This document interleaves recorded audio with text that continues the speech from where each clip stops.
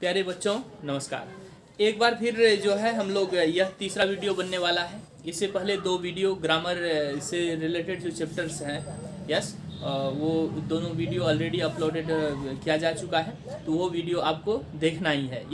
अगर देख लिए हैं तो अच्छी बात है। आज जो है बुक का ऑब्जेक्टिव, जो एग्ज़ाम लेवल का बुक का ऑब्जेक्टिव है, हालांकि ये सारा ऑब्जेक्टिव आपको पहले दिया जा चुका है, लेकिन इसके बाद फिर से हम चाहते हैं कि वो आपका रिवीजन हो जाए। और उम्मीद है कि ये वीडियो में आपको है अगर बने रहिएगा तो बेहतर होगा आपके एग्ज़ाम के लिए। लेकिन एक बात, यह जो है अभी प्रैक्टिस करवाने जा रहे हैं, यह तो बहुत हद तक आपको हेल्प करेगा ही, लेकिन इसके अलावा दो वीडियो ऑलरेडी डाले हैं ग्रामर का वो, और इसके बाद जितने सारे आपको नोट्स दिए हैं, चाहे वो एक्सप्लेन वर्ड्स हो या फिर करेक्ट इस वर्ड स्पेल वर्ड था, और भी बहुत सारा चीज़, तो सबको आपको रिवीजन करना है एक दो बार, और 100 में से 100 नंबर बना के आना है। और आपको बता दिए, अगर कोई चीज़ ऐसा होगा जो आपको समझ में नहीं आएगा या नहीं नया होगा, उसको भी बना के आना है। उसके सारे ट्रिक्स आपको दिए जा चुके हैं। और मिशन 100 पे हम लोग का काम होगा, और उम्मीद है अच्छा ही होगा। इसमें क्या है, क्योंकि जितना पढ़ाए हैं एक भी बाहर जाने का कोई सवाल पैदा ही नहीं होता है। चलिए, तो थोड़ा सा पहले बता देते हैं हम लोग जो VBI है, और ये आता ही है, तो ये प्रोज है और पोइट्री, स्टोरी है और पोएम, दोनों का जो है राइटर का नाम आप 100% याद कर लीजिए। और स्पेशल राइटर भी बताए हैं, वो भी कंप्लीट कर लेना है आपको। और इसके अलावा जो, चलिए कुछ ऑब्जेक्टिव्स आज हम आप लोग करवाते हैं। सबसे पहले अगर पोएम की बात करें तो पहला पोएम कौन सा है? Sweetest love I do not go. Sweetest love में क्या कहानी है बताइए? स्वीटेस्ट लव में जो है जॉन डॉन, जो स्वीटेस्ट लव किसके द्वारा कंपोज किया गया है? जॉन डॉन के। जॉन डॉन की एक क्या होती है? प्रेमिका होती है, जिससे वो बहुत प्यार करता है, फिर वो बिछड़ता है, फिर वो अपने उससे वादा करता है जॉन डॉन की वो जल्द वापस आ जाएगा। ये सारा होता है इसमें, ठीक है। एक बार हिंदी आपको पढ़ ही लेना है ना, और भयानक तरीके से आपको उसमें एग्जाम में लिखना है। इसका ऑब्जेक्टिव देखिए क्या है। Sweetest love I do not go is written by. Sweetest love I do not go किसके द्वारा लिखा गया है? जॉन डॉन के द्वारा। देखिए, dash is a metaphysical poet. आपको पूछ लेगा कि कौन ऐसा है जो मेटाफिजिकल पोइट है, मेटाफिजिकल कवि है, कौन है? तो वो होगा जॉन डॉन। इस प्रकार से अगर बोलेगा मैं बताइए मेटाफिजिकल पोएम कौन सा है, तो आपको क्या देना है? Sweetest love I do not go. John Donne had seen the sun setting dash night. John Donne जो है डूबते हुए सूरज को देखा था। कौन से सूरज को? कब का सूरज? तो यस्टर नाइट, है ना, बीते हुए जो है रात की सूरज को उसने, बीते हुए शाम का सूरज को उसने डूबते हुए देखा। यस्टर नाइट, तो पूछेगा कि किसको डूबते हुए देखा था? तो सूरज को डूबते हुए। देखिए, John Donne feels that dash power is very weak. John Donne क्या अनुभव करता है, क्या चीज़ की शक्ति बहुत कमजोर होती है? तो मेंस पावर, इंसान की ताकत। जॉन डॉन इज सेड, वह जो है उदास है किसके लिए? अपनी प्रेमिका के लिए, बिलव्ड के लिए। ऑलराइट। कवि क्या कहते हैं कि क्या चीज़ को जो है रिकॉल नहीं किया जा सकता है? तो अपने पास्ट को, अपने बीते हुए समय को जो है बुलाया नहीं जा सकता है। अच्छा, वियरीनेस मीन्स क्या होता है? टायर्डनेस। ये समझ में नहीं आया? चलिए ठीक है। John Donne was born in. John Donne का जन्म कहाँ हुआ? तो ये लंदन में हुआ। केंट में। यहाँ देखिए, John Donne is well known for. John Donne जो है काफी प्रसिद्ध है किसके लिए? वह जो है सोनेट के लिए। और सोनेट क्या होता है? सोनेट होता है 14 लाइन्स पोएम। 14 लाइन की जो कविता होता है उसे क्या कहते हैं? सोनेट कहा जाता है। जॉन डॉन जो है अपनी यात्रा का कंपैरिजन किससे करता है? करेक्ट, सूरज से करता है। चलिए, song of my self. Song of my self जो है, इसमें कवि क्या कहते हैं? सॉन्ग ऑफ माई सेल्फ जो है यह किसके द्वारा लिखा गया है? वाल्ट विटमैन के द्वारा लिखा गया है। इसमें कवि जो है क्या कहते हैं कि जो है इंसान को अपने खुशी के लिए, खुश होने के लिए किसी की आवश्यकता नहीं होती, बल्कि वो अंदर ही अंदर खुश रह सकता है। और इसी चीज़ के बारे में बताता है कि जो सॉन्ग ये जो है वाल्ट विटमैन, वो हमेशा खुद में ही खुश रहते हैं और उत्सव मनाते रहते हैं, कि उससे खुश रहने के लिए किसी की आवश्यकता नहीं है। ठीक है, चलिए, इसमें जो है song of myself is composed by, यह किसके द्वारा कंपोज किया गया है? तो वाल्ट विटमैन के द्वारा। तो Walt Whitman was born in. Walt Whitman जो है उसका जन्म कब हुआ था? 1819 में, 1819 में, ठीक है। The poet dash for himself, कवि जो है खुद के लिए क्या करता है, खुद में ही क्या करता है बताइए, सिंग फॉर हिमसेल्फ, माने कवि जो है खुद में ही क्या करता है, गाता है, गुनगुनाता है। विटमेन्स रोट द पोएम, विटमेन जो है कौन सा कविता लिखा है, तो सॉन्ग ऑफ माई सेल्फ। उल्टा उल्टा भी पूछ लेगा तो उसमें आप थोड़ा अवेयर रहिए। Walt Whitman worked as a dash before the age of 12, Walt Whitman जो है 12 साल से पहले तक क्या चीज के रूप में काम किया, तो वो कारपेंटर के रूप में काम किया। देखिए लीव्स ऑफ ग्रास, ये बहुत अच्छा जो है क्वेश्चन है। लीव्स ऑफ ग्रास, जिसमें वाल्ट विटमैन के बहुत सारे पोएट्री है, वो उसमें उसका किताब का नाम है लीव्स ऑफ ग्रास। बोलेगा लीव्स ऑफ ग्रास किसके द्वारा लिखा गया है, तो वाल्ट विटमैन के द्वारा। यहाँ देखिए ड्रम टेप्स भी है, ड्रम टेप्स एक किताब का नाम है, वो भी उसी के द्वारा लिखा गया है। देखिए Walt Whitman is an dash poet, Walt Whitman जो है वो कहाँ का कवि है बताइए, वो अमेरिकन पोएट है, अमेरिका का है। Yes, the poet is dash years old, कवि कितने साल का है, 37 ईयर्स ओल्ड, 37 साल का है, correct. Walt Whitman poetry collected किसमें गया, कौन सा बुक में, तो लीव्स ऑफ ग्रास, है कि नहीं। चलिए ये हो गया। अब देखिए एनिपिटाफ, एनिपिटाफ क्या है, एनिपिटाफ जो है यह वाल्टर डेलामेर के द्वारा लिखा गया है। इसमें क्या होता है, कवि एक महिला की खूबसूरती का वर्णन करता है, जो कहाँ की होती है, वेस्ट कंट्री की। वो महिला बहुत खूबसूरत होती है, लेकिन अचानक एक दिन वह इस दुनिया को छोड़कर चली जाती है और कवि काफ़ी उदास महसूस करता है। चलिए देखिए, an epitaph is written by, composed by the, किसके द्वारा, Walter de la Mare. Very good. Walter de la Mare deals with a dash who is dead now. अब वाल्टर डेलामेर किसके बारे में बताते हैं जो अभी इस दुनिया में नहीं है, तो लेडी, ब्यूटीफुल लेडी के बारे में बताते हैं, है ना। कभी क्या कहते हैं कि मृत्यु के बाद जो है सुंदरता का जो है क्या कभी कोई याद करता है, नहीं करता है। क्या चीज को याद किया जाता है, अच्छे कर्मों, गुड डीड रिमेंबर। या द पोएट सेज दैट, कभी कहते हैं कि dash is not ever lasting, हम क्या चीज जो है हम एवर लास्टिंग माने हमेशा चलने वाली नहीं है। ब्यूटी है ना, सुंदरता जो है हमेशा चलने वाली चीजें नहीं है। The lady was very, lady जो थी वो कैसी थी, बहुत सुंदर थी, ब्यूटीफुल थी। या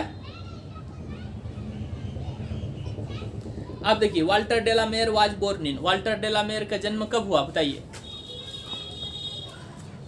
1873 में, 1873 ईस्वी में हुआ, है ना। The lady mentioned in the poem an epitaph belong to, lady जो मेंशन किया गया है पोएम में वो कहाँ की है बताइए, वेस्ट कंट्री की, 100% सही। डैश इज ए मेलंखली पोएम, कौन है मेलंखली, माने जो दुख जो भरा हुआ कविता हो, तो एपिटाफ, एनिपिटाफ, है ना। देखिए Walter de la Mare received the Order of Merit from Queen Elizabeth second, उन्हें जो है वाल्टर डेलामेर को ऑर्डर ऑफ मेरिट जो है वो अवार्ड दिया गया था, किसके द्वारा, तो क्वीन एलिजाबेथ सेकेंड के द्वारा। कब दिया गया बताइए, 1953 में, माने 1953 ईस्वी में। चलिए नेक्स्ट देखिए, light of step and heart was she is taken from, यह जो है light of step and heart was she, यह कौन सा कविता से लिया गया है बताइए, यह एनिपिटाफ से लिया गया। देखिए now the leaves are falling fast, now the leaves are falling fast में जो है वो क्या कहते हैं कवि, जिस प्रकार से जो है पेड़ से पत्ते गिरते हैं उसी प्रकार से इंसान भी धीरे धीरे मृत्यु की ओर बढ़ रहा है। देखिए now the leaves are falling fast जो है यह कंपोज किया गया है किसके द्वारा, W.H. ऑर्डन के द्वारा। क्या चीज जो है जल्दी से फास्ट कर रहा है, तो फॉलिंग माने जो है लीव्स जल्दी से क्या कर रहा है, फॉल हो रहा है फास्ट। तो the dash is dumb to the leafless wood, क्या जो है शांत है, गूंगा बन चुका है, क्या चीज, लीफलेस वुड मैंने जो है नग्न पेड़ पौधे को देखकर क्या चीज डम हो गया, तो नाइटिंगल, बुलबुल चुप हो गई। Tree loss it's leaves in, tree जो है पेड़ जो है अपना पत्ता कब खोता है बताइए, ऑटम में, मतलब पतझड़ में। Dash waterfall could bless the traveller, कैसा वाटरफॉल था, कैसा झरना था बताइए, तो white waterfall, correct. The leaves are falling, leaves are falling तो क्या, fast. W.H. Auden won the dash prize in 1948, W.H. Auden को कौन सा प्राइज 1948 ईस्वी में मिला था बताइए, उसको पुलिट्जर प्राइज मिला था। Yes the nightingale is dumb is taken from, the nightingale is dumb taken from कौन सा कविता से लिया गया है? Now the lips are falling fast, correct. Nurses to the graves are gone, nurses जो है कब्र में चला गया है, nurses to the graves are gone, यह भी किससे लिया गया है? Now the lips are falling fast, yeah. तो इसमें ननू एक काम करिएगा, उसको तो रिवीजन कर ही लीजिएगा जितना एक्सप्लेन वर्ड है, ठीक है, और एकदम दबा के लिखना, यस। और अगर 99 नंबर बना के आइएगा तो माथा गर्म हो जाएगा मेरा, क्योंकि हमको क्या चाहिए? 100 नंबर, यस। और पढ़े होंगे तो सोचते होंगे अंग्रेजी है ऐसे चल रहा है तो भैया पास हो जाइएगा। बाकी अगर आप नहीं पढ़े हैं तो आपको अगर एसएससी बैंकिंग ये सब करना है तो आपको आगे अंग्रेजी पढ़नी होगी। अब पढ़ना होगा तो हम हैं तो पढ़ सकते हैं यहाँ भी। देखिए द सोल्जर, द सोल्जर में क्या है? द सोल्जर कहाँ का है? द सोल्जर जो है ये इंग्लैंड का है ना। द सोल्जर किसके द्वारा लिखा गया है? ये रूपर्ट ब्रूक के द्वारा। इसमें जो है एक सैनिक का जो प्रेम है अपनी देश के प्रति उसके बारे में वो वर्णन करता है। वो अपने देश से बहुत ज़्यादा प्यार करता है। क्यों? क्योंकि वो कहते हैं कि मेरा देश नहीं, मेरा राष्ट्र नहीं, मेरा मातृभूमि नहीं, हमको सब कुछ दिया है, इसी वजह से इसके लिए अपना प्राण न्यौछावर करना, इसकी रक्षा करना मेरा कर्तव्य है। और इसी वजह से सोल्जर डरता नहीं है, मौत से भी नहीं डरता। The soldier is composed by, the soldier compose किया गया किसके द्वारा? Rupert Brooke. The soldier is a dash poem, the soldier कैसा कविता है? लव या वार या मारधार? वार पोएम है, मारधार तो होता है। The soldier belongs to, the soldier कहाँ से वास्ता है, माने इसका रिश्ता है इंग्लैंड से। देखिए ब्यूटीफुल लेडी वो वेस्ट कंट्री और इससे इंग्लैंड नाम अलग। The dust stands for, dust word का यूज हुआ है जो सोल्जर के लिए वहां यूज होता है। द सोल्जर जो है रूपर्ट ब्रूक खुद एक क्या है? वो खुद एक सोल्जर है, यस। और याद रखिएगा द सोल्जर एक सोनेट है। सोनेट क्या होता है? 14 लाइन का कविता, ठीक है। Dash is a patriotic poem, कौन सा एक पेट्रियोटिक पोएम है? माने देशभक्ति कविता है, तो द सोल्जर है कि नहीं। A poem consisting of dash lines is a sonnet, कितना लाइन का कविता सोनेट होता है? तो 14 लाइन्स का कविता। या क्या कहते हैं कवि कि the place where the soldier would be buried will be a part of dash, कहते हैं कि जहाँ कहीं भी सोल्जर को दफनाया जाएगा, अगर युद्ध में लड़ते लड़ते अगर किसी अन्य देश में सोल्जर का मृत्यु हो जाता है तो अगर जहाँ कहीं भी वो दफनाया जाएगा, कहाँ का हो जाएगा वो जमीन? हमेशा इंग्लैंड की हो जाएगी। Rupert Brooke was born in, उसका जन्म हुआ इंग्लैंड में 1887 में। या चलिए अब रूपर्ट ब्रूक कौन से सेंचुरी के कवि थे बताइए?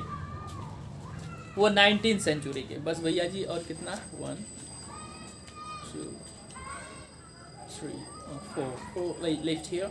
After that prose will be started. Yeah, so don't worry, only some more minutes is to which you can. मकाबिटी बताइए, मकाबिटी देयर नो वन लाइक मकाबिटी के जैसा तो कोई है ही नहीं। मकाबिटी भैया क्या है? एक बिल्ली है, यस, जो बहुत खतरनाक बिल्ली है, क्राइम करती है ना, दूध पी जाती है, इधर से उधर सब चीज़ गायब कर देती है ना, मुर्गम मसलम सब चीज़। लेकिन इसके बावजूद भी क्या होता है? वो पकड़ा नहीं जाता है। क्या इसी का वर्णन है, इसी वजह से मिस्ट्री कैट माने रहस्यमयी बिल्ली। मकाबिटी किसके द्वारा लिखा गया है? टी.एस. इलियट के द्वारा। किसे हिडन पाव कहा जाता है? मकाबिटी को हिडन पाव कहा जाता है। कौन मास्टर है क्रिमिनल का?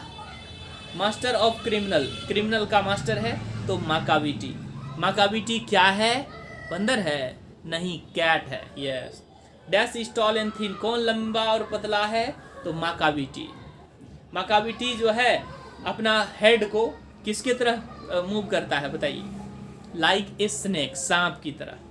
मकाबिटी पोएट जो है मकाबिटी की तुलना किससे करता है? हमसे नहीं, नेपोलियन से करता है, नेपोलियन बोनापार्ट। या मंगोजेरी एंड ग्रिडलबोन, मंगोजेरी और ग्रिडलबोन किसकी प्रजाति है? ये भी कैट की, बिल्ली की प्रजाति है, यस। मकाबिटी ऑलवेज डिसअपीयर्स, वो हमेशा गायब रहता है। कहाँ से? From the scene of crime, घटना स्थल से हमेशा गायब रहता है, yes. The waste land has been compose, भाई ये भी अच्छा है भैया जी, सब देख लीजिएगा। द वेस्टलैंड जिस प्रकार से मकाबिटी है ना, इसी प्रकार से द वेस्टलैंड एक बुक का नाम है, यस। तो द वेस्टलैंड किसके द्वारा लिखा गया? तो टी.एस. इलियट के द्वारा लिखा गया। मकाविच इज आउटवर्डली डैश, वह बाहर से काफी क्या होता है, रिस्पेक्टेबल होता है, शान दिखाई देता है। TS. Eliot was given Nobel prize for literature in, TS. Eliot को जो है लिटरेचर के लिए नोबेल प्राइज दिया गया, कब बताइए? 1948 में, 1948 में। ठीक है। He is broken every human law is taken from, यह लाइन किससे लिया गया? He is broken every human law, यह लाइन जो है माकाविटी द मिस्ट्री कैट से लिया गया। या चलिए ये हो गया। अब बस 2-3 मिनट लगेगा, ये थोड़ा बड़ा था, ये जानते हो बहुत। फायर हिम बताइए, फायर हिम मैंने क्या? आग की स्तुति। यस, इसमें क्या है कि जो है केकी अंडारू वाला क्या जो किसके द्वारा कंपोज किया गया है? फायर हिम केकी अंडारू वाला के। और केकी अंडारू वाला क्या करता था बताइए? वो जो है एक नदी के किनारे घूम रहे थे, वहाँ बगल में वो बर्निंग घाट माने शमशान घाट देखते हैं, वहाँ एक जो है डेड बॉडी जल रहा होता है। यस, और इसी से संदर्भित है इसमें। फायर हिम किसके द्वारा कंपोज किया गया? केकी एंड डारूवाला के द्वारा। चलिए, जोरोस्ट्रियन स्टैंड्स फॉर, जोरोस्ट्रियन है ना, जोरोस्ट्रियन क्या होता है? ये पारसी धर्म का नाम है। Yes, alright. The nearest tower of silence was dash miles, इसमें tower of silence, tower of silence जानते हैं हम लोग, पारसी लोगों का जो मरघट होता है उसे क्या कहते हैं? Tower of silence. Tower of silence कितना दूर था? 1000 माइल्स अवे, 1000 मील दूर था, है कि नहीं? क्या दूर था? टावर ऑफ डैश, तो टावर ऑफ साइलेंस 1000 मील दूर था। क्योंकि अंडारू वाला को जो है साहित्य अकादमी पुरस्कार मिला था, कब? 1984 में। क्योंकि अंडारू वाला को क्या मिला था? Sahitya Akademi award. Fire Hymn deals with dash ghat, Fire Hymn जो है कौन से घाट का वर्णन करता है? बर्निंग घाट, ये correct. Keki Daruwalla was a dash by religion, Keki Daruwalla जो धर्म से क्या थे बताइए? वो पारसी था। Yes. The poet was roaming with his, वो कवि जो है किसके साथ घूम रहा था? ससुर जी के साथ नहीं, अपने पिताजी के साथ घूम रहा था। Dash swears to save fire from the scene of forgetfulness, कौन जो है कसम लेता है कि आग जो है थोड़ा थोड़ा जला के छोड़ देता है बॉडी को, जो है वो जो पाप करता है उसे हम बचाएंगे आग को। कौन कसम लेता है? केकी अंडारू वाला, क्योंकि उसके धर्म में आग की पूजा की जाती है। The dash child was consigned to the fire, कौन सा बच्चा को जो है फायर में वो झोंक दिया गया? तो पहले बच्चा को, पहला बच्चा को। अब देखिए दो गो यहाँ पे है सेंटेंस, इसमें आपको पूछेगा कि कौन सा कविता से लिया गया है। यहाँ देख लीजिए आप क्या है? We saw embers losing their cruel redness, किससे लिया गया? इज टेकन फ्रॉम, तो फायर हिम से लिया गया। I consigned my first born to the flames, is taken from, किससे लिया गया? तो फायर हिम से, ये भी दोनों लिया गया। चलिए ठीक है। अब देखिए 10 स्नेक, हाँ ये अच्छा है। 10 स्नेक क्या होता है? गर्मी का मौसम होता है, एक सांप प्यास अनुभव करता है और कवि का वाटर ड्रॉप पे वो आ जाता है। यस, और जब क्लास में पढ़ाते थे तो बहुत मज़ा आता था। यस, भले ही अब कोर्स ख़त्म हो गया और सारे बच्चे अपने अपने घर गए, लेकिन अभी भी पढ़ा रहे हैं तो हर एक, क्योंकि हर एक चैप्टर जब जब पढ़ाते थे कितना मज़ा आता था पढ़ाने में, अभी हम एहसास कर रहे हैं या, और तो हमेशा ये चीज़ एहसास करते रहेंगे, पता नहीं कब तक, बट अभी हमको हो रहा है फीलिंग्स, है ना। 10 स्नेक पढ़ाते थे तो कैसा होता था ये सब, तो बहुत, फिर अभी भी बहुत मज़ा आ रहा है याद करके यार। चलिए ठीक है, ऐसे होता है। फिर आपको आगे और जाना है, फिर बीए करना है, बीएससी, बीकॉम जो भी करना है ये सब। चलिए 10 स्नेक क्या होता है? 10 snake is written by, 10 snake किसके द्वारा लिखा गया है? D.H. लॉरेंस के द्वारा। A dash tree is mention in the poem snake, कौन सा ट्री, कौन सा जो है पेड़ जो है मेंशन किया गया है स्नेक में? बताइए। वो है केरोब ट्री का वर्णन किया गया। कौन सा? Carob tree. Yes. The snake appears on a dash, snake जो है सांप जो है कहाँ आया था? तो वाटर ट्रॉफ के पास आया था। A dash came to D.H. Lawrence water trough, कौन D.H. लॉरेंस के वाटर ट्रॉफ के पास आया था? टाइगर आया था? नहीं, क्या आया था? Snake. The poet was wearing, कवि क्या पहना हुआ था? बताइए। Half pant? नहीं, पैजामा। The poet had gone to water trough to drink, वो भी कभी भी जो है प्यास अनुभव करता है और क्या अपने पीचर घड़ा के साथ वहां जाता है। The poet compares the snake to a dash bird albatross. कवि जो है उसका सांप का जो है तुलना करता है क्या चीज़ से? अल्बाट्रॉस का, है ना, अल्बाट्रॉस से तुलना करता है, जो कहाँ की पक्षी होती है? वो सी माने समुद्र पक्षी होता है। The snake seemed like a dash in exile, है ना, सांप क्या चीज़ लगता था कि अभी वनवास में है, पहले ये क्या था? राजा था, है ना, इस प्रकार से।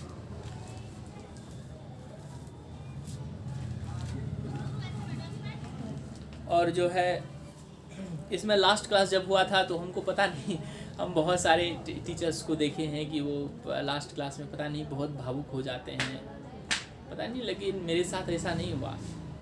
And it seems that I am not a teacher, ऐसा लगता है, पता नहीं। लेकिन हाँ, एक जगह हम काफ़ी भावुक, हमको मन होता था कि हम भी भावुक हो और मेरे आँख से भी आंसू छल गए या ऐसा कुछ, बट ऐसा कुछ हुआ नहीं।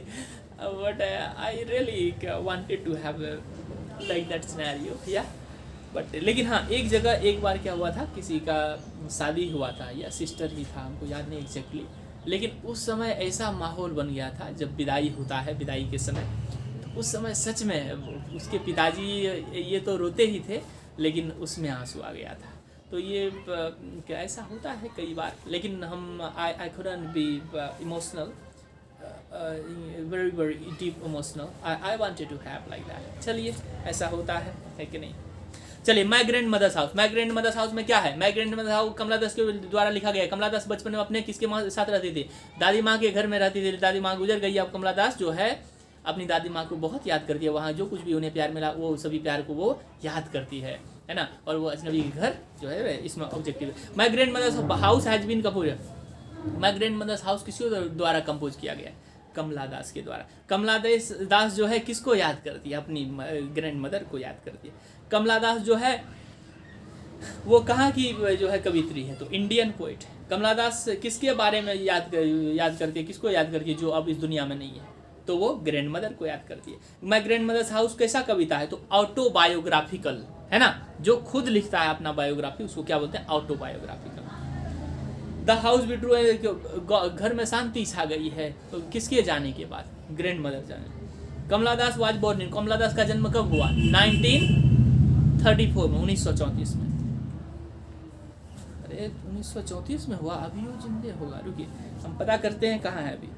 Silence and summer in Kolkata, देखिए दो किताब है, इसका बहुत फेमस है। समर इन कोलकाता तो कई बार आ गया। Silence and summer in Kolkata जो है रिटन बाय किसके द्वारा? कमला दास के द्वारा। कमला दास जो है अब कहाँ जाती है प्यार पाने के लिए? स्ट्रेंजर्स के घर, अजनबी के घर। या जो है बताइए, द स्नेक मूव्ड, सांप जो है आजकल की कहाँ देखा जाने लगा है? बताइए। सांप किताबों में देखा जाने लगा है। नूनू अभी टाइम देख लिए, बहुत बड़ा वीडियो बन चुका है, बस 5 मिनट नूनू लेंगे। इंडियन सिविलाइजेशन कल्चर किसके द्वारा लिखा गया? बताइए। महात्मा गांधी। इसमें महात्मा गांधी जो भारतीय सभ्यता और संस्कृति के बारे में बताता है कि हमारा भारतीय सभ्यता और संस्कृति पूरी दुनिया में क्या है? यूनिक है, अद्भुत है, ये वक्त के साथ बदला नहीं है, ये एकदम आपको बढ़िया से बनाना है। माई एक्सपेरिमेंट विथ ट्रूथ, यह किसके द्वारा लिखा गया है? उसको गांधी जी का बायोग्राफी है माई एक्सपेरिमेंट विथ ट्रूथ, वो महात्मा गांधी के द्वारा ही लिखा गया है उसका। Dash were satisfied with small village, कौन स्मॉल विलेज से खुश था? तो आवर एंसेस्टर्स, हमारे पूर्वज, है कि नहीं।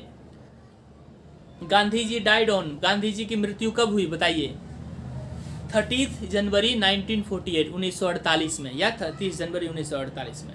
इससे क्वेश्चन भी आएगा, ये सब मिला के लिखना है कि नहीं तो बस खाली चीटिंग पे ध्यान दें। Civil Mahatma Gandhi was more a, वह ज्यादा क्या थे? तो पूछ लेगा तो स्पिरिचुअल लीडर, स्पिरिचुअल माने आध्यात्मिक जो है वो मार्गदर्शक थे।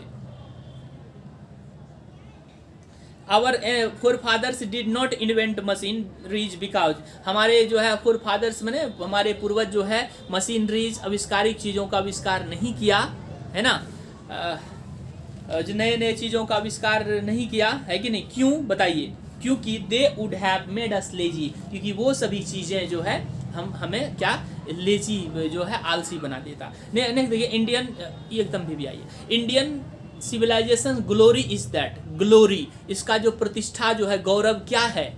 कि ये इमूवेबल है। इमूवेबल माने जो वक्त के साथ नहीं बदले, वही होता है। ठीक है, चलिए अब देखिए Bharat is my home. Bharat is my home क्या है? यह स्पीच है ना, जो किसके द्वारा लिखा गया दिया गया है? डॉक्टर जाकिर हुसैन के द्वारा, जब वो जो है 1967 में 1967 में भारत के राष्ट्रपति बने थे, तब उस समय जो भाषण दिया था वही स्पीच को क्या कहते हैं? Bharat is my home. इसमें क्या वो बोलते थे कि भारत को है अच्छा बनाना है, सब साथ आइए, पढ़िए लिखिए, एजुकेशन बहुत बड़ा चीज़ है, ये सब पे ध्यान देना ही देश की तरह विकास में योगदान दें। Bharat is my home is the speech of किसका स्पीच है? यह डॉक्टर जाकिर हुसैन का। Doctor Zakir Hussain had served as the governor of, जो है वो जो है राष्ट्रपति बनने से पहले वो गवर्नर थे। कहाँ के बताइए? बिहार के। यस, डॉक्टर जाकिर हुसैन का जन्म कब हुआ बताइए? 1897 ईस्वी में हैदराबाद में हुआ। Doctor Zakir Hussain became the president of India. वह भारत का राष्ट्रपति कब बना? 1967 में। Correct. Dash by the role model of doctor Zakir Hussain. वह जो है डॉक्टर जाकिर हुसैन का रोल मॉडल कौन था? डॉक्टर सर्वपल्ली राधाकृष्णन था। यस, जो जिसके याद में जो है टीचर्स डे मनाया जाता है। Power should be used for, ये सब छोड़िए, वह क्या चीज के रूप में शपथ लेता है? तो प्रेसिडेंट, भारत के प्रेसिडेंट के रूप में। या भारत का जो है कल्चर का सबसे बड़ी बात क्या है? तो यूनिटी इन डाइवर्सिटी, विविधता में जो है एकता है। यस, कई सारी भाषाएं हैं, बोली है, धर्म है, ये है, वो है, किताबें हैं, धर्म ग्रंथ हैं, लेकिन जब कभी भी देश की एकता की बात आती है तो हमारा क्या है? यूनिटी इन डाइवर्सिटी, भिन्नता में एकता है।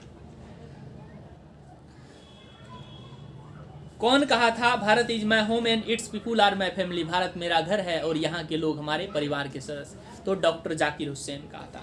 Dash is necessary for a happy life. क्या नेसेसरी है सबसे ज़्यादा एक खुशी जीवन के लिए? बताइए। एजुकेशन। Yes, correct. चलिए नेक्स्ट देखते हैं। आई have a dream. I have a dream ये भी क्या है? ये भी स्पीच है। जो कौन दिया था? मार्टिन लूथर किंग ने दिया था, है कि नहीं? 28 अगस्त 1963 में।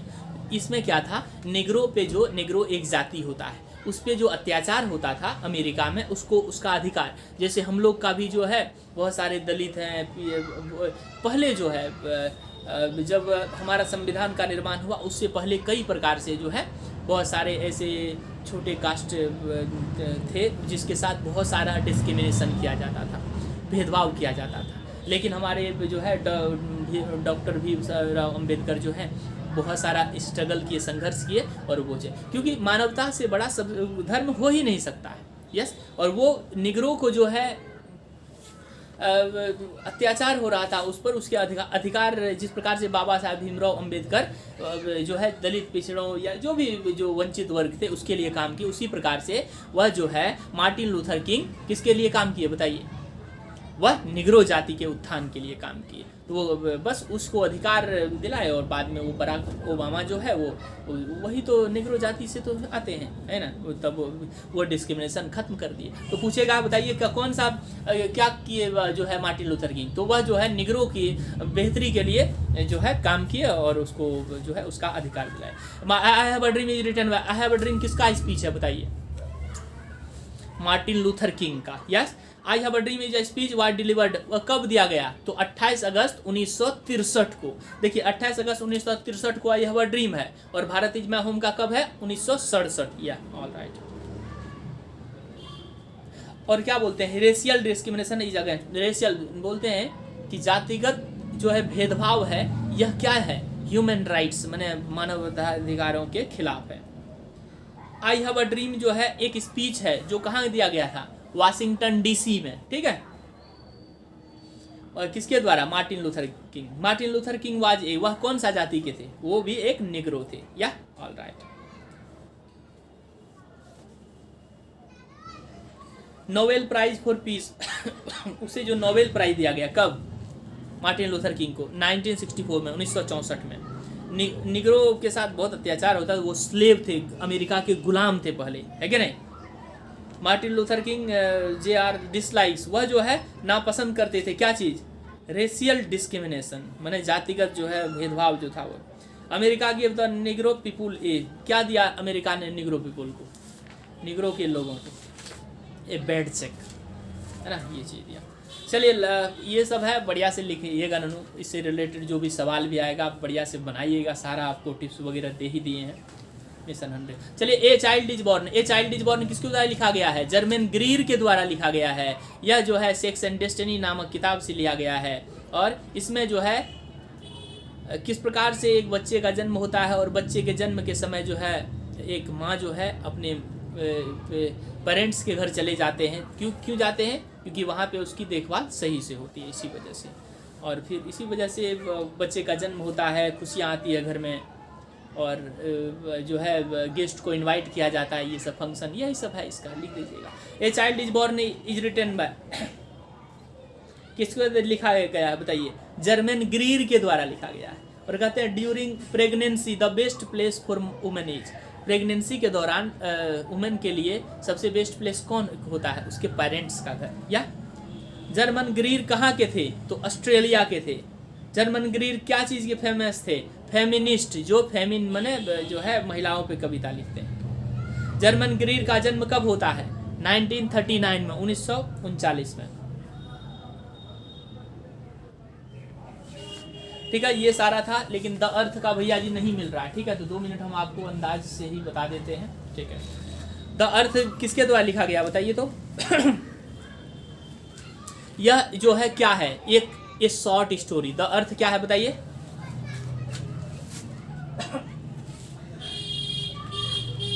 शॉर्ट स्टोरी है, यस। और जिसमें क्या होता है? एक जॉनसन होता है जो एक गरीब किसान होता है, उसका बेटा का नाम क्या होता है? बेंजी होता है। या बेंजी सिंपल माइंडेड होता है ना। और उसके माता पिता जो है काफ़ी चिंतित रहते हैं, उन्हें डॉक्टर के पास ले जाते हैं। फिर उसको पोल्ट्री बिजनेस, पोल्ट्री में मुर्गी फार्म का बिजनेस शुरू करते हैं, है कि नहीं? फिर वो धीरे धीरे अमीर आदमी बन जाते हैं। फिर वो अपने माता पिता के विषय इच्छा के विरुद्ध जाकर फ्लोरेंस नाम की लड़की से शादी कर लेता है। फिर फ्लोरेंस आती है जब अपना ससुराल, वो थोड़ा सा र्यूड जैसे दिखा गया है इसमें, वो किस्म की होती है। तो फिर वो जो है अपने सासू माँ को या फिर ऐसे परिवार में फिर कोलाहल मचने लगता है। फिर बेंजी जो है पूरा गुस्सा आता है, और एक वक्त ऐसे आता है जब वो अपनी माता पिता को घर से निकाल देते हैं। यही है दर्द। तो सारा कुछ बता दिए हम आपको। ठीक है, कुछ करने की आवश्यकता और नहीं है आपको, बस थोड़ा सा हम आपको बता देते हैं भैया जी। देखिए, सबसे पहले 100 आपको कितना दिया हुआ है ऑब्जेक्टिव? 60 है, नहीं 100 होगा। 100 में आपको कितना बनाना है? 100 में 50 बनाना है, यस, बढ़िया से एकदम। और ऐसा नहीं कि बनाते जाने 1 से 10 तक सारा बना लिए, जो आएगा उसको बनाना है, बाद में जो नहीं भी आएगा उसे भी थोड़ा इधर उधर करके बना लेना। ठीक है, उसके बाद आपको क्या देगा? यहाँ देखिए, ये जो ऐसे देगा, निबंध देगा, यहाँ देख लीजिए, देगा ना, ये ए है, बी है, सी है, डी है। एक को लिखना है, जो भी आसान होगा एकदम छाप दीजिएगा 2-3 पेज। ठीक है, लेकिन हाँ टाइम देख के, ऐसा नहीं इसी में लग जाइएगा तब तक टाइम घंटी बज जाए तो तब, है कि नहीं? देखिए, राइट एन एसे एनीवन, देखिए भैया जी यहाँ देखिए, एनीवन, एनी के बाद जितना लिखा रहेगा है ना उतना ही बनाना है। एनीवन है तो एनीवन है मैंने 1 को बनाना है। एनी2 रहता है, एनी5, तो ये चीज आप याद रखिएगा, कितना सारा है लेकिन कितना लिखना है? एनीवन, इस प्रकार से। अब देखिए, एक्सप्लेन करना है, प्रोज का एक्सप्लेन, या निग्रो तिग्रो इधर उधर जो भी है, अब पता नहीं चलेगा तो जो मन होगा वो लिख के आ जाएगा, लेकिन एक्सप्लेन कर दीजिएगा। The present lines have been taken from, yes. Explain, ये जो है पोएम का एक्सप्लेन है, व्याख्या करना है। 4 गो इसमें भी देखिए क्या है, एनी1, एनी के बाद 1 है तो 1 को करिएगा। यहाँ देखिए, ये सारा में से 1 को करना है। लेटर भैया जी, लेटर भैया जी लिख के आइएगा। हाँ, लेटर में इधर उधर नहीं चलेगा। यहाँ देखिए, answer any 5 of the following in about 50 to 50 words, 42 है। या जो एनी के बाद क्या लिखा हुआ?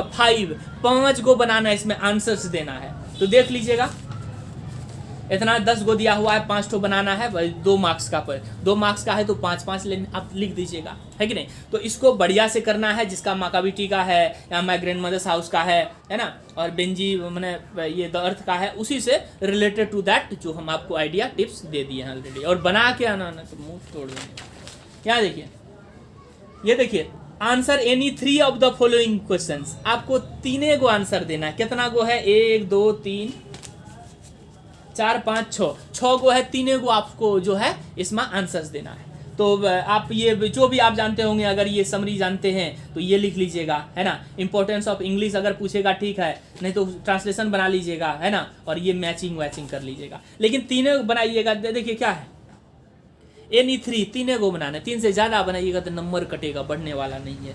बाकी एक आध को बना सकते हैं, ज़्यादा लक हो सकता है लक लेबर चांस है कि नहीं। देखिए इसमें देखिए प्रेसिस बता दिए, ई वाला छोड़ दीजिएगा, मन होगा तो इसका आंसर दे दीजिएगा, है ना। इसमें जो है इसी में इसका आंसर छुपा हुआ, इसको पढ़ के पैसेज को पढ़ के इसका आंसर देना, या फिर आप प्रेसिस संक्षेपण कर दीजिएगा। इसका टाइटल बता दिए थे, टाइटल दे के जो है इसमें से संक्षेपण 1/3 करके आपको कर देना ये सारा। तो all the best for your examination. Yes,